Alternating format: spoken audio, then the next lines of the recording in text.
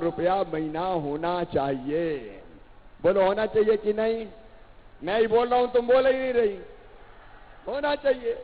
और इसीलिए महिला स्वास्थ्य सहायता समूह बना रहे हैं आजीविका मिशन। आजीविका मिशन की बहनें बैठी हो तो हाथ उठाओ जरा। आजीविका मिशन, बहुत सी बहनें। यहां कितने बन गए भाई आजीविका मिशन के समूह? लगभग सर 7,000 समूह है। एक समूह में 10 से 15 लोग उसमें जुड़े रहते हैं। तब इनकी बैंक लिंकिंग हो जाए, इनकी ट्रेनिंग हो जाए। देखो मेरी बहनों, हम गरीब नहीं रहेंगे, हम आंखों से आंसू नहीं बहाएंगे। हमको भी जीने का हक है, हमको भी मुस्कुराने का अधिकार है।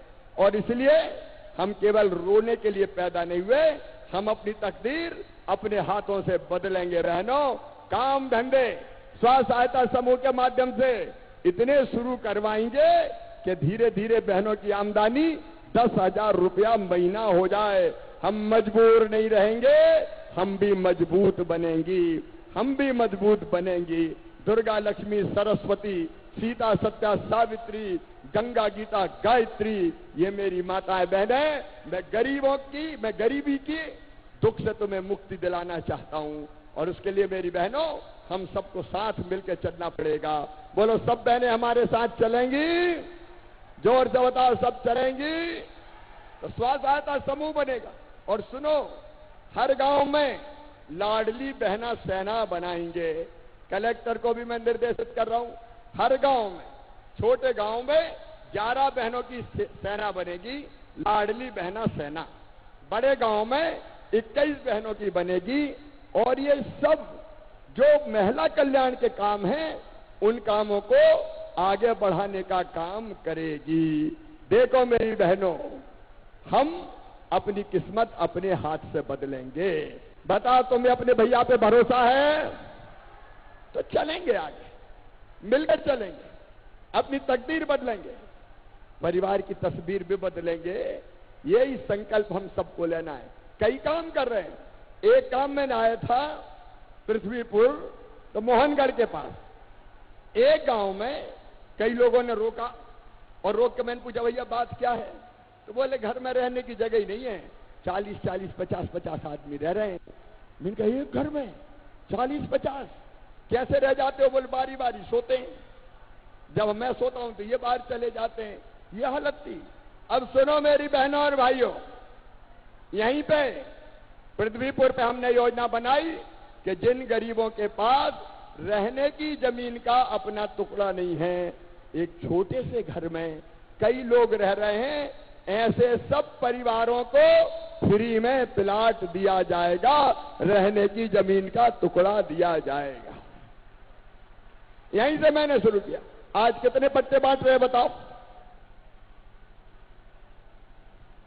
अभी सर 2,705 हमारे यहाँ जिले में पट्टे बने हुए हैं आवासीय भू अधिकार योजना के।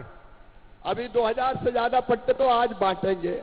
एक गांव कहां जा रहा हूं मैं बांटने? अभी कौन से गांव में बांटने जा रहा हूं मैं? अभी हम लड़वारी खास में जा रहे हैं सर, टेनीपुरा, यहीं पास में 5 किलोमीटर दूर। मेरे बहनों और भाइयों सुनो, शिवराज सिंह का ऐलान, भारतीय जनता पार्टी की सरकार का संकल्प, कोई गरीब मध्य प्रदेश की धरती पर बिना जमीन के नहीं रहेगा, रहने की जमीन सबको उपलब्ध कराई जाएगी।